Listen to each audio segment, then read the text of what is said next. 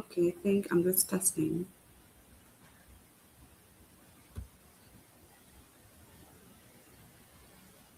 As it started? Doesn't seem so. I'm just confirming. Yes.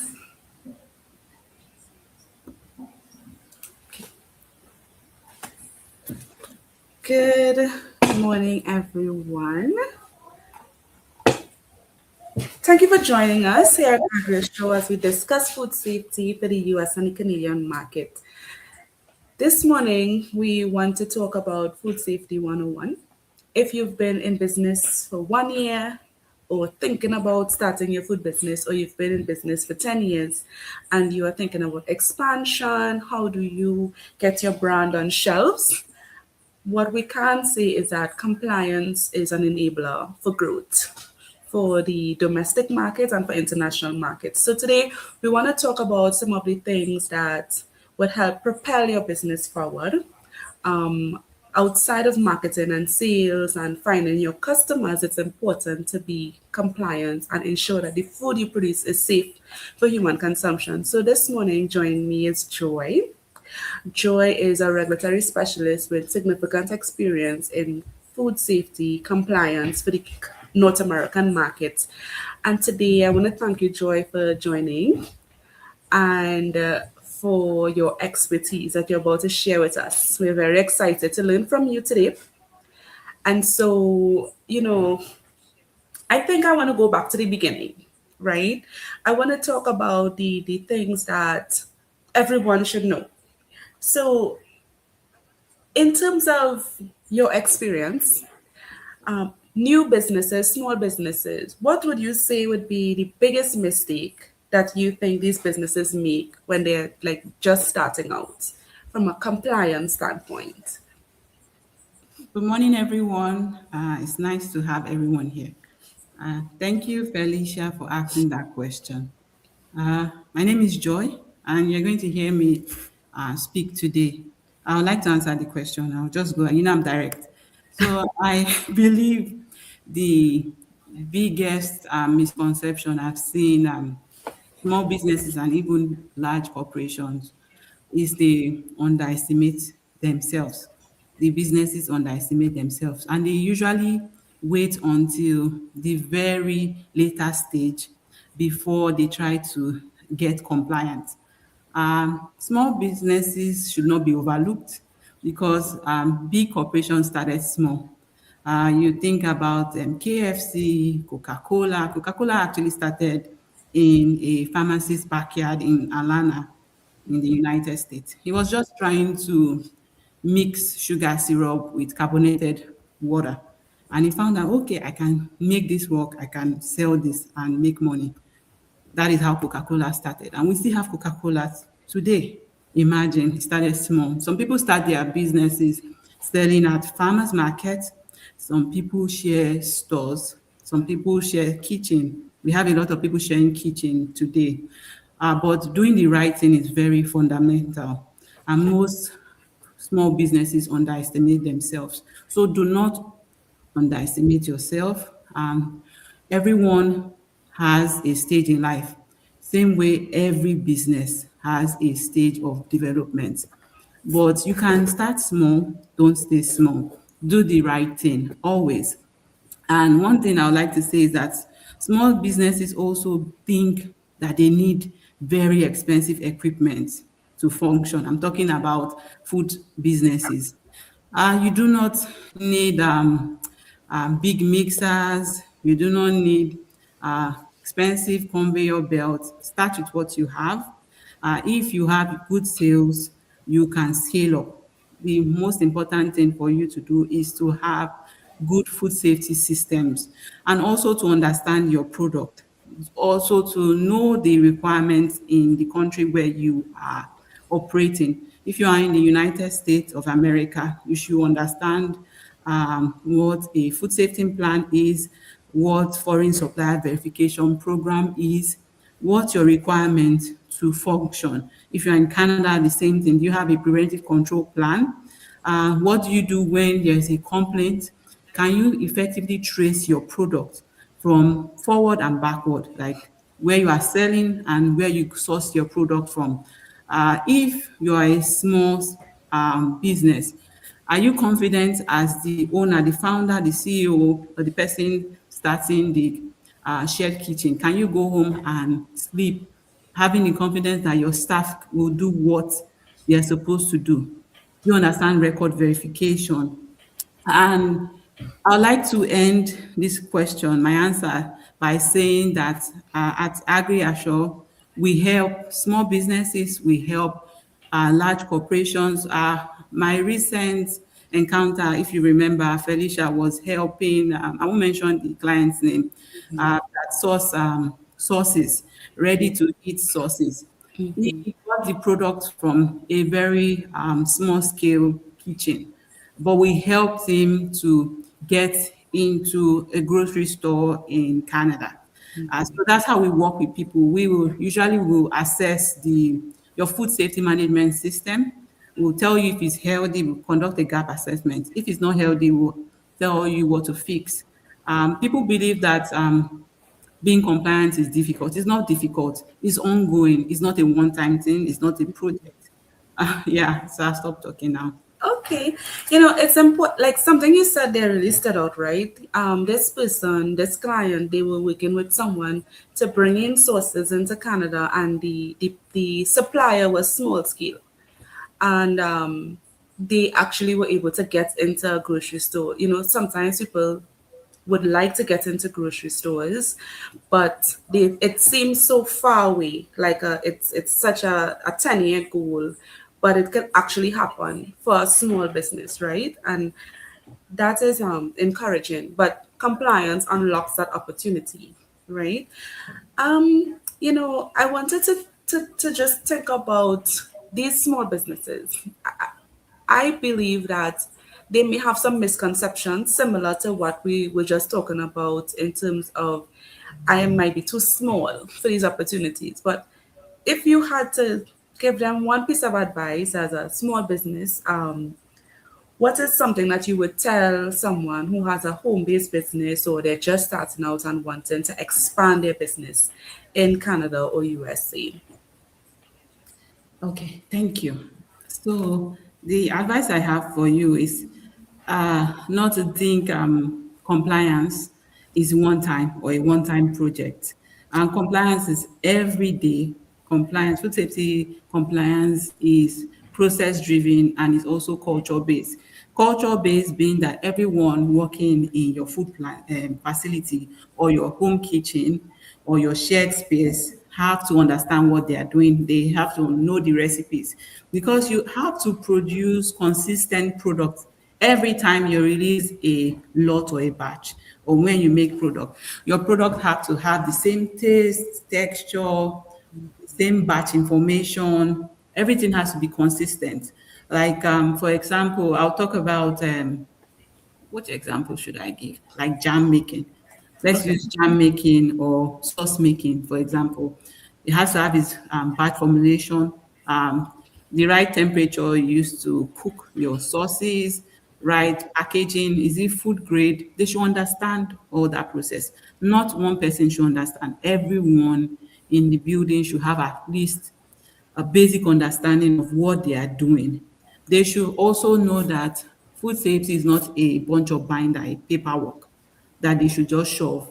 Like they will call us, myself, to prepare at AgriAssure to prepare their preventive control plan for them or their FSVP program if we have to build it up for them. After we build it up for them, they have to continuously review it, ensure it is implemented according to how the procedure is written.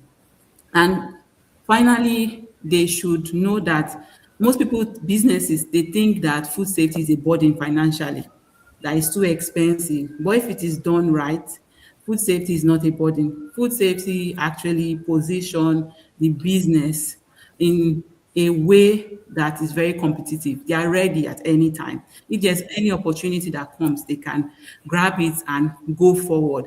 So businesses, for business, small scale businesses should not think that food safety is expensive. It helps customers. Customers can be a single, like me, I can become a customer. If I go to a grocery store and buy product, customers can also be other food manufacturers are using it as an ingredient for their production. Like some people can make salad, prepare, they might have a big salad, like take, for example, Starbucks.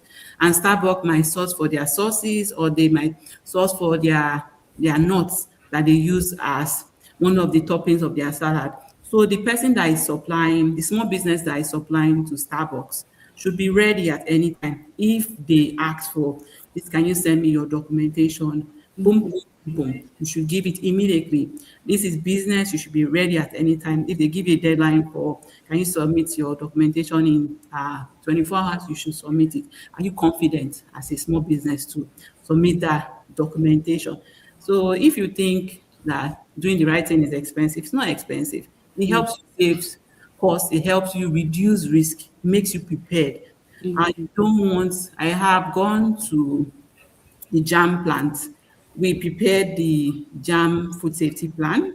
It was beautiful, fine on paper, but another story on the line. When I went to do my assessment on the plant, we discovered that there was allergen cross contamination.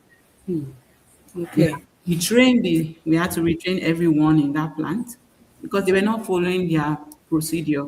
They were doing something out of norm. So there was a non-conformance. But at the end of the day, we were able to close all the loops and the gaps, and they are still functioning till date. Something that small businesses might not think about, we all think about sometimes getting onto the grocery store shelves, right? But one of the examples you spoke about was being a supplier to another business like Starbucks, supplying your sources to companies like that. And one thing that stood out to me is that these companies also require compliance from their suppliers, and they also set deadlines and say, like, if you want to work with us, we will love your product, we want the price is right, we want to work with you, but you have 24 hours or 48 hours to submit whatever timeline they give. You have to be in a state of readiness to be able to grab the opportunities that come your way, right? Because think about it. Do you think that if Starbucks wants your sauce or your ingredient, they will wait for you for months for you to now try to figure out what you need to do? They may move on to the next best person who's ready, right? So readiness is so important as you plan your way forward. The next thing I wanted to say, Joy, is that some of the persons who might be looking at this program today may be thinking of business from a different angle. They may want to import food into Canada or the US, or they want to establish a plant here in Canada.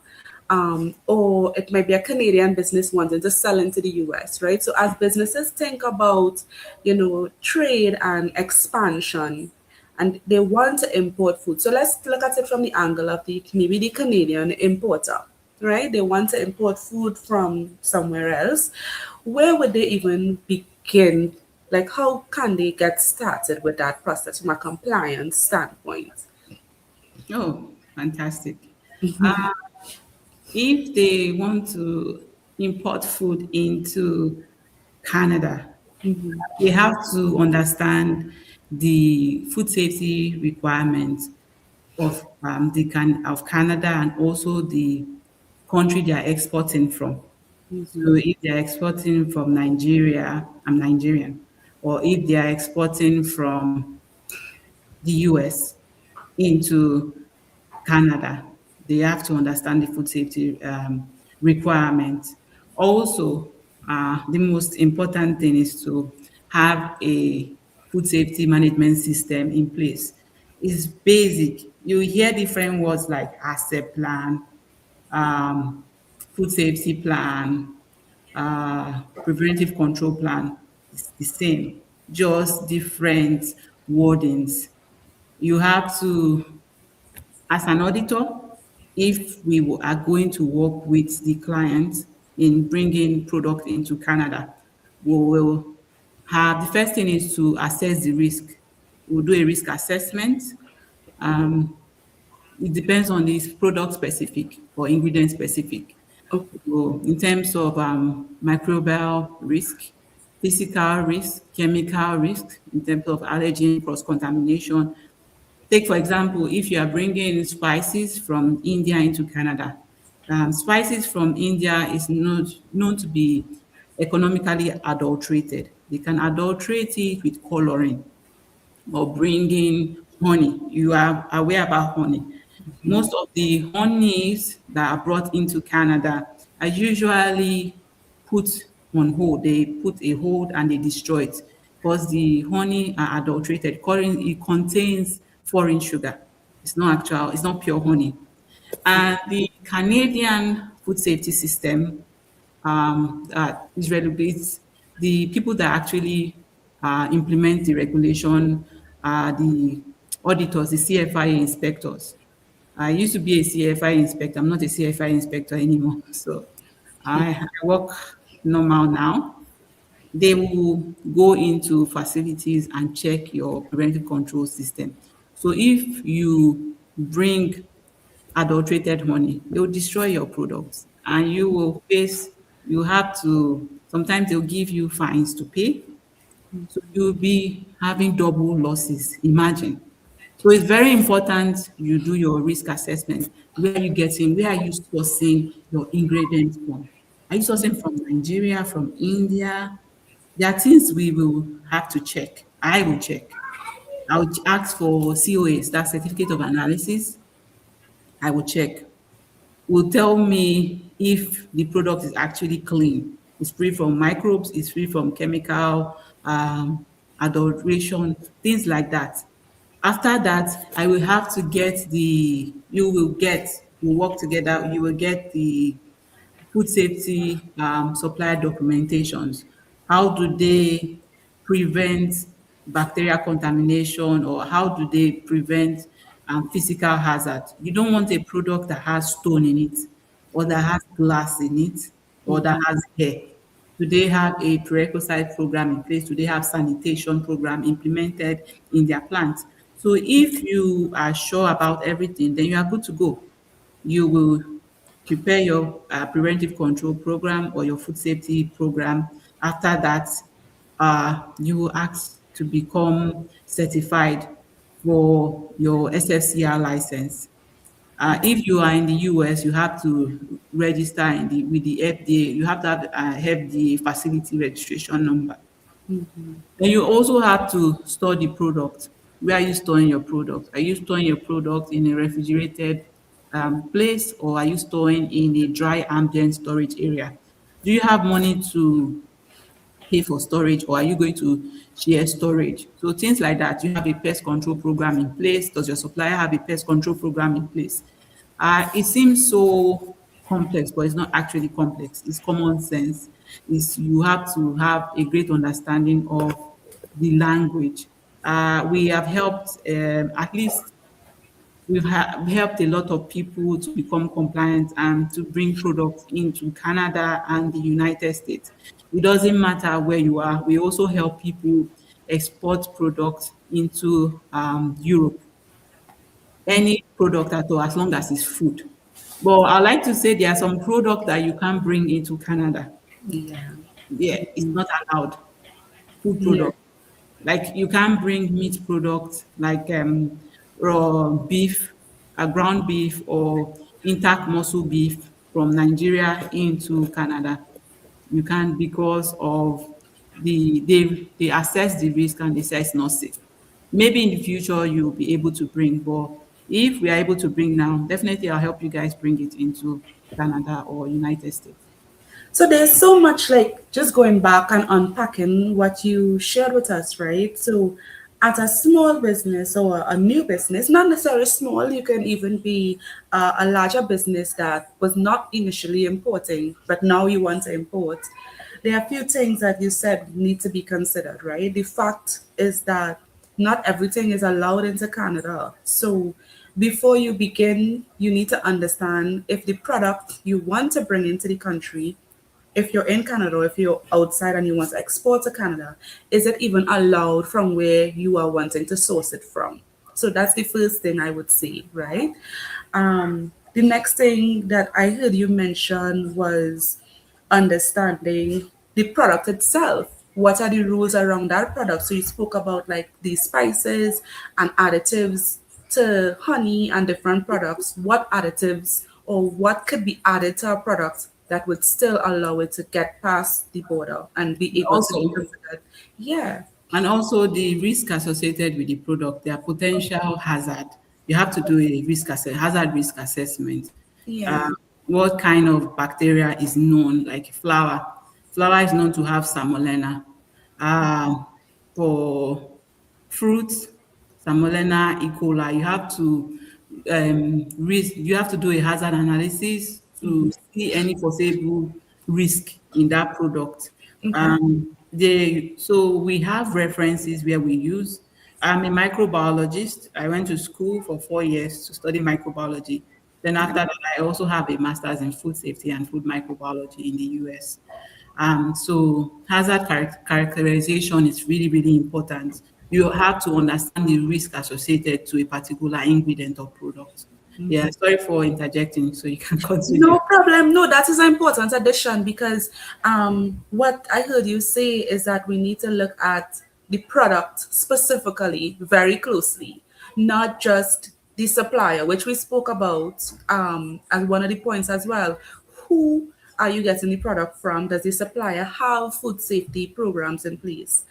And then when the product, so let's say we get past that the where we sourcing from works, the product itself, the way it's prepared works, the label meets the requirements. But then when it gets here, where is it stored? How is it controlled, whether it's temperature control, pest control, sanitization. So there are different things that need to be considered beyond just do I have a product that tastes nice and the packaging is pretty, right? So I think that it's a good place to pause for businesses that are thinking of food safety and wanting to grow. They, what we want to leave you with today is that there's a lot to be considered, and you don't have to do it alone. At AgriAssure, this is where we come in. We can help you look at the different stages, which would be looking at your supplier, helping you assess that supplier, looking at your product labels, looking at the product specs. What are the limitations around that product when you think about what testing needs to be done for that product, if there are restrictions around additives, etc. So the how the product is made, the recipe, the things that are included, and then also helping you establish SOPs, standard operating procedures for how you run your business on an ongoing basis in terms of managing where the food is stored. And another thing you said, Joy, was around a past experience. I think it was with the jam, where what they had documentation for and what they were doing, there was a gap there. So there's also training that needs to be done for persons to have the process actually implemented on a day-to-day basis that they should be following. Yeah. Correct. So thank you, Felicia. Um, so basically, we work with importers, exporters, and food manufacturers that produce. So we don't. So we'll come to your plant, we'll audit your plant, we'll give training. If training will fix it, but sometimes training does not fix everything. Sometimes you have to ensure that the behaviors of the employees change. You have to motivate the employees, ensure they understand the training. We don't need sometimes we don't training doesn't fix things. The If you go on Gamba means like where the problem is on the floor. When you go, the floor can be customer complaint. There's always the solution. The solution is usually always there. And most times the people doing the production, they know the solution. They can seal the gap. So we talk to them, we understand them. We give solutions that are smart, that can be measurable, not Yeah. all solutions. We don't want to make you as a food business become very like tired and difficult. I have to go look for how to make sales. I have to look for how to make profits, get Mm-hmm. clients, and now have to manage a very tight security systems. No, Mm-hmm. we work with you. We ensure that you have, like she said earlier, you have to have a customer complaint system. What do you do when you have a customer complaint? You have a CAPA, that's corrective and preventive action program. Do you conduct root cause analysis? Are you trained on your systems? How often do you conduct internal audit by yourself? People in your plant, do they conduct internal audit? Do they review the system? So reviewing the system, take for example, like sanitation manager, production manager. Manager will audit the production control document, while the production manager will audit the sanitation program. Yeah, it's even though it seems complex, it's very simple. Food safety is common sense. Food safety is adapting to change. Food safety is being prepared, being proactive, ensuring that you have documentations, you have validation documents. Are your controls effective? Are they measurable?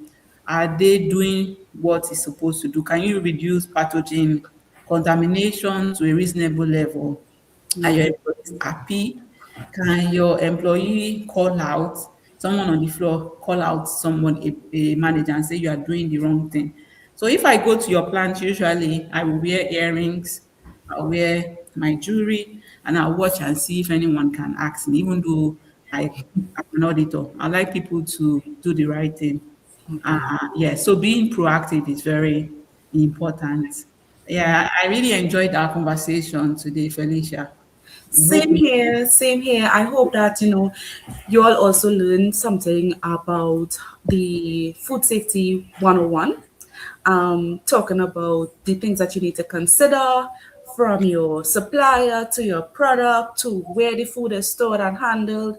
And then there's other things that we want to talk about, right? So we are going to be here every Saturday discussing different topics around food safety for the Canadian and US market.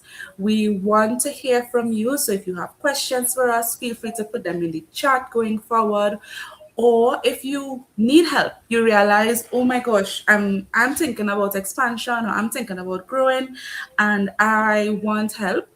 You can get help from us. That's what we're here for. You can contact us on our website, agriassure.com, or you can send us an email at helpdesk@agriassure.com, and you can chat with us about your business, your goals, your barriers, where you are at, and we can help you get started with a gap assessment, a risk assessment, so that you will know where you need to go, right? And we can help you map out, even looking at how many changes your business would need to make, and also helping you implement those changes, not just listing out the problems, but helping you fix it as well from a compliance standpoint. So thank you for joining us today, and we look forward to seeing you in coming weeks. If there's a topic that you would like us to discuss around food safety, also feel free to send us an email. We would love to know what you would like us to talk about as we help debunk the myths around food safety and help you grow and scale your food business to meet your goals. So, so I wanted to ask if anyone has a question that we will answer or discuss. You can ask them to ask questions. yeah, I'm not seeing any questions in the chat. You can just ask them. So it's open for like 2 minutes and Yeah, we'll so take we're it. open for, yeah, we're open. Do you have any questions for us? We would love to know. If you have a question, pop it in the chat and we will answer those.